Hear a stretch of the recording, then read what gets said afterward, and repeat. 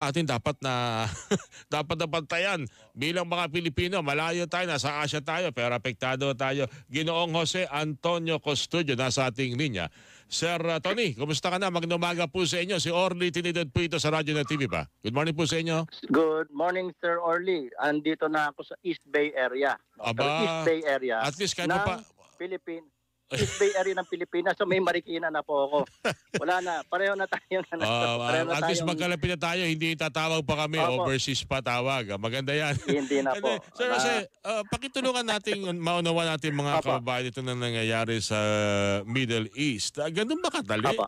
na magkakaroon ng pagsalakay sa isang bansa at pag sinabing ano ba talagang pangyayari? Talaga bang merong hayagang pagpapaalam, pagpapakita na merong mga nuclear sites ba talaga sa Iran? At justifiable ba itong nangyayaring aksyon na ginawa ng US in support of Israel laban sa bansang Iran, Sir Jose? Sir, ano to, ganito kasi yan eh. Yung sa Israel, may sariling dynamic yan, no? Or may sariling rason yan kung bakit talaga nagkikipaggirian yan sa Iran. At yan talagang matagal na rin yan sa in fact, 'di ba, mga 2 years ago nagkaroon ng pagsalakay ng Israel at ng Iran sa isa't isa, 'di ba? Ngayon, and then even before that, ang sinasabi ng Israel na yung mga Hamas at yung mga Hezbollah are financed, no, by Iran, no. So talagang makikita mo talaga meron talagang maigting na gulo, no, sa dalawang 'yon. At isa pa, ang Israel medyo very proactive yan pagdating sa kanyang national security. So kapag may nakita siyang konting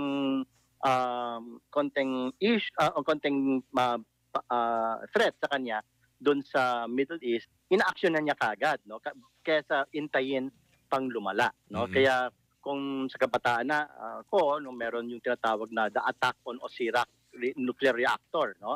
So this is not the first time yung Israelis bumanat sa mga nuclear programs ng kanya mga perceived threats, no. Yung una was the Osirak reactor in the early 1980s. So doon na papansin, doon mo na nakikita ganong katanda na ako, no.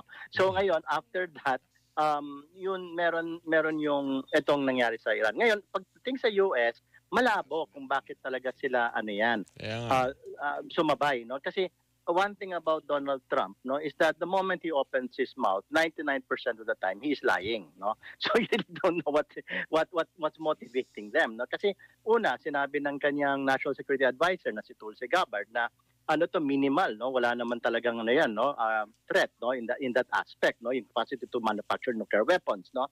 Then suddenly kinontra ni Trump, 'di ba, yung sariling tao niya, no. Anong basis ni Trump na kontrahin niya yung sarili? Saan yung nanggaling yung no? Sa mahiwagang magic ball ba or whatever, we don't know. So yun ang problema. Ano ngayon, when it comes to that, ang tanong, ano ngayon ang strategic objective ng US pagdating sa Iran? No, alam natin sa Israel, ang strategic objective talaga ng Israel durugin ang capacity ng Iran na to threaten it, no? Threat sa kanilang buhay, banta sa kanilang buhay kasi ang Iran. Pero sa US, anong silbi niyan?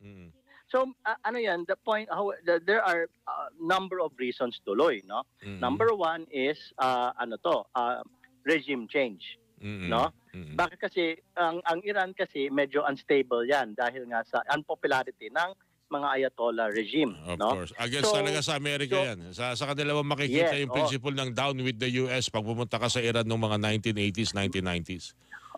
So mga Great Satan, Lesser Satan yan. Si Great Satan US, Lesser Satan si Israel. Ganon. Ganon ang banat ng mga yan. Yan ang propaganda nila dati pa. And of course, we can't forget the hostage crisis ng time ni Carter, di ba? So ganon, no? Ngayon, the thing is, itong naman pero that's why nandun yung reason na baka regime change. Kasi remember, ang una kasi si Israel, dinacapitate ng Israel yung command structure ng Iranian army and Iranian armed forces and yung Revolutionary Guards, no. Plus yung nuclear science program, no.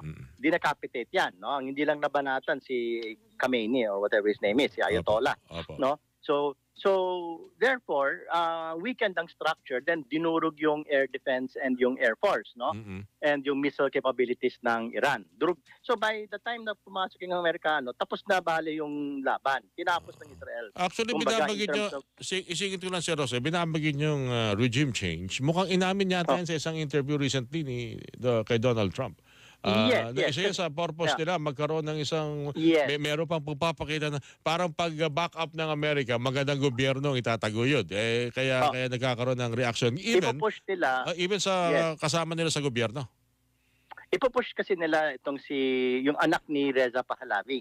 Yung anak niya na yung heir apparent to the former Shah of Iran, no, who is Prince Pahlavi, who is in the US, I think, as of now, no? So sympathizer I think, I don't know where he is, either in the US or he's in Europe now. So they're pushing for that guy together with the Israelis. So yun, no. But again, regime change can happen depending kung gaano kalakas din ang mass movement sa Iran, no, to wish kung parang Kung gusto ng tao. yung bang, oo, parang kung parang reverse of 1979 nung in-oust si Reza Pahlavi via mass uprising, ito can a mass uprising topple the Ayatollah regime, no? So yun ang possible hope ng dalawang bansang yan. But there's also another possible reason, no? Yung tinatawag natin, di ba, remember there was this movie, yung Wag the Dog or whatever, that yung mga you create conflicts in order Make-believe war. to divert attention, Mga make-believe war. kasi the thing here kasi, again, like I said, the moment Trump opens his mouth, nagsisinungaling na yan, no? With all due respect sa mga Trump lovers dyan, sinungaling ang idol nyo. Anyway, long story short, remember in the past few months, yung babagsak yung mga popularity ratings ni Trump, no? Apo. Kasi marami siyang binibigay ng mga inulunsad ng mga polisiya na talagang questionable. Like for example, yung big beautiful bill niya, no, which basically adds to the burden of mga ordinary Americans, pero bibigyan ng napakaraming benefits yung mga bilyonaryo, no. That's one, no. Hindi maganda kasi Medicare, Medicaid, ini-strip yan, no, social. Second is yung yung ICE raids, di ba, na tumatama sa mga foundations ng American society when it comes to mga immigrants, yung rule of law, kasi ano yan kung makita mo video, talagang kala mo pasista na talaga kasi mga ahente na walang identification, nakamask, nagdadampot pa ng mga American citizens. Anyway, isigit ko lang ito bago mo ituloy yan. Meron lang kasing gustong malaman natin mga kababayan tungkol dyan sa girian na yan sa Iran. Meron bang posibleng escalation with support of other sympathizers, hindi ng Arab countries, kundi yung mga maaaring sumuporta sa Iran? At ano ba sa kaya posibleng meron ganito? Actually, sa Middle East, walang may gusto sa Iran. Because Iran may tendency mag-proxy war yan. Kaya yung mga Saudis, busit yan sa Iran. Plus of course the religious schism between the Sunnis and Shias. Yan. Di ba? So walang bansa sa although mag-iingay yung mga protest groups among the Muslim communities in Arab countries, but the policies ng gobyerno nila, either they will be neutral, they will stay away, they don't care, or sometimes medyo covertly supportive pa sa US, no? Then Russia, ano mamasabi natin busy sa Russia, Ukraine, no? busy sila sa Ukraine. Exactly, busy na sa Ukraine yan. In fact, dependent nga siya sa Iran for the Shahid drones, di ba? O yung mga drones na binagamit. Then anong China? China ba? Ang China nga actually is the number one winner sa lahat ng mga conflicts na yan. Bakit? Kasi sa kanila bumibig Masasolid nila ang issue ng West Philippine Sea, saka in Taiwan. What I'm saying here basically is that China is selling to all combatants yung mga items for drones, mga ganun. Kumikita siya sa lahat ng panic dyan, no? Why upset that, di ba? And at this point in time, wala naman siyang desire and capacity na sirain ng kanyang economic development to engage in a global confrontation. Ang sinasabi ko dito, hindi alarmist masyado kapag World War III ang mangyayari. Wala pa tayo dyan. Wala pa doon. Okay. Maganda binanggit nyo yan. Actually, kung hindi pa siguro nagkaroon itong mga pambobomba ng mga bunker buster na to, mukhang meron yatang interest na mag-usap nung pumasok lang ang US, away uli. yun ang sinasabi ko. Pupunta tayo doon sa sinasabi ko na baka ano yan, this is yung performative ng US na ipakita na, oh, we're strong, ganyan. Alright. Kasi isipin mo, ang defense secretary, ang US ngayon is led by a number of idiotic yes men, no? Si Hegseth, isang bobitong kalahati yan, no? Na puro forma gusto lang yan, di ba? So kita mo nga, di ba siya si Signal Gate, di ba? Yung nagkalat ng ano to, kasama siya sa isang security breach, 'di ba, ng mga on attacks on Houthi installation. So walang ganong utak yung mokong na yan. So the point is, these people mahilig sila sa performative, no? But the performative has a purpose, which is to divert attention. Kasi itong raid na to, hindi to